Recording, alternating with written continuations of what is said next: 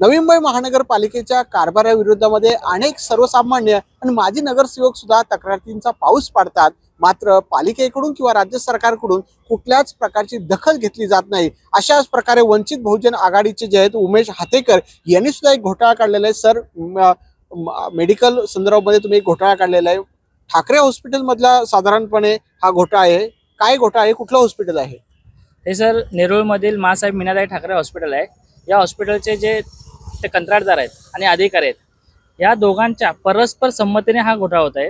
याची जर आपण तक्रार बघितली तर मी दिनांक 14 तारखेला माननीय आयुक्तांना व आरोग्य विभागाचे जे वैद्यकीय अधीक्षक आहेत जवादे साहेबांना एक तक्रार केली होती की ह्या हॉस्पिटलमध्ये जिकडे आपले अधीक्षक जे खिलारे साहेब आहेत ते आणि ते कंत्राटदार हे कोणत्याही प्रकारची शहानिशा न करता, हजेरी न बघता आपल्या मनमर्जीने कामगारांच्या बिनधास्त वाढीव हजेऱ्या लावून ते पालिकेमध्ये जादा बिलं टाकून कशा प्रकारे हे लोक ते पैसे काढतात, या प्रकारचा एक भ्रष्टाचार आपण सांगितलेला आहे। त्याच्यामध्ये जर आपण बघितलं तर कंत्राटदाराने जुलै 2025 पासून आहे ना ते कामगारांचा PFच भरला नाही, तरी सुद्धा अधिकारी त्याच्यावरती सरळ खुशीने ते संमती देतात व त्यांना प्रमाणपत्र देतात। दुसरं बघितलं, मटेरियल तिथे नसतं, तिकडे मशीन्स वगैरे नाही आहेत। पालिकेच्या करारामध्ये असं स्पष्ट लिहिलं आहे की तुम्हाला सिंगल डिश मशीन असेल किंवा क्लिनिंगचे ज्या काही मशीन आहेत तुम्हाला दिवसातून 2दा वापरायचे आहेत, परंतु त्या हॉस्पिटलमध्ये असं कोणत्याच प्रकारे मशीन चालू नाहीत, काय नाही।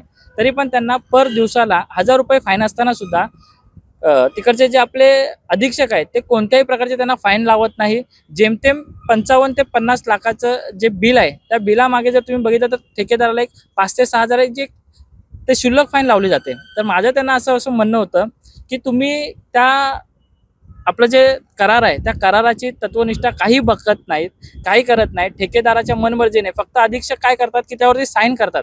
ह्यांचं परस्पर आहे ना साहेब, कंत्राटदाराची बिलं ते लवकर कशी काढायची ह्या पाठी अधीक्षक असतात। नक्कीच याच्यामध्ये या दोघांचं काहीतरी आर्थिक साठवलोट आहे। त्या संदर्भामध्ये आम्ही आयुक्तांना तक्रार केलेली आहे। सर, मला सांगा, यामध्ये किती दिवसाचं जे बिलं काढली जातात या संदर्भात काय आकडेवारी आहे का समोर?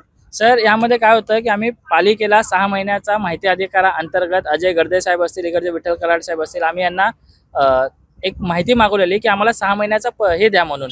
ते माहिती द्या की कंत्राटदाराने किती बिल दिलं आणि तुम्ही किती बिल काढलं। तर या संदर्भात अजय गर्दे साहेब असतील किंवा त्यांचे जे आरोग्य अधिकारी आहेत कराड साहेब यांनी आम्हाला फक्त दिशाभूल करून 1 महिन्याची माहिती पुरवली। या 1 महिन्याच्या माहितीमध्ये आम्ही सगळा हा घोटाळा बाहेर काढला की अंदाजे 4 ते 5 लाखापर्यंत लोक महिन्याला घोटाळा करतात। तसं जर आपण बघायला गेलं तर वर्ष, 1.5-2 वर्षापासून हे लोक हा खेळ करतायत।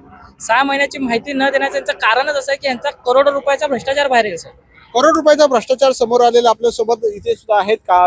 सर, काय हे प्रशासनाने दखल घेतलेली नाहीये? प्रशासनाने दखल घ्यायला पाहिजे। नवी मुंबई महापालिका आरोग्य विभागामध्ये जवळजवळ प्रत्येक आरोग्य विभागाच्या हॉस्पिटलला 150 ते 200 कामगार असताना नेरूळ मीनाताई ठाकरे येथे जे काही आरोग्याचे कामगार येतात बहुउद्देशीय स्वरूपाचे कामगार म्हणून संबोधले जातात, पण हे जे क्लिनिक किंवा सफाईचे कामगार असताना या कामगारांकडनं ओटूचा काम करून घेतला जातो। कामगारांना ते सफाईचे प्लॅस्टर करायला लावतात आलेल्या आरोग्य सेवेसाठी, किंवा त्यांना ड्रेसिंग करायला लावतात, बेड मेकिंग, या सर्व कामं जी आहेत जे कामगाराच्या आख्यात्यारीत येत नाही।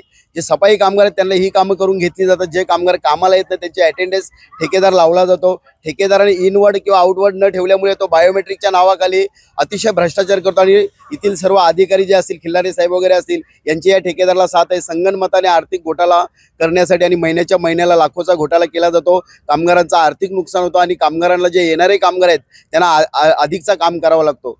ह्या घोटाळ्यावर प्रकाश टाकून महापालिका आयुक्तांनी तात्काळ कारवाई करावी अशी आमच्या वंचित बहुजन माथाडी जनरल कामगार संघटनेच्या वतीने मी नवी मुंबई जिल्हा अध्यक्ष गजानन भोईर म्हणून तात्काळ कारवाई करावी आयुक्तांनी, एवढं माझं म्हणणं आहे आयुक्त साहेबांना। तत्काळ आयुक्तांनी कारवाई करावी। या संदर्भामध्ये जे भ्रष्टाचाराचं प्रकरण जे गाजतंय नवी मुंबई शहरामध्ये कोट्यवधी रुपयांच्या, अशाच प्रकारे वंचित बहुजन आघाडीने सुद्धा हा एक मोठा घोटाळा जो आहे मीनाताई ठाकरे हॉस्पिटलचं संदर्भामध्ये काढले दिसून येत आहे। अनेक अधिकारी या ठेकेदाराला खतपाणी का घालतात आणि त्यांचं दर महिन्याला हप्ते ठरलेत का, असा प्रश्न या निमित्ताने उपस्थित होत आहे। कॅमेरामन ज्ञानेश्वर बागडेसह विकास मिळे, साम टीव्ही, नवी मुंबई।